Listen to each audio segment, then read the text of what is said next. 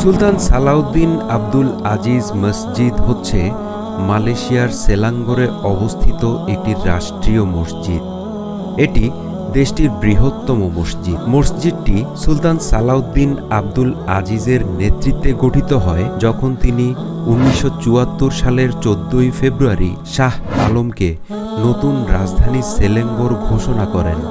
1982 সালে নির্মাণ কাজ শুরু করা হয় এবং 1988 সালের 11 মার্চ সমাপ্ত করা হয় এর নির্মাণ কাজ। সুলতান সালাউদ্দিন আব্দুল আজিজ শাহ মসজিদটিতে স্থাপত্য নকশা মালয়েশিয়া এবং আধুনিকতাবাদী রচনাশৈলীর সমন্বয়ে তৈরি করা হয়েছে।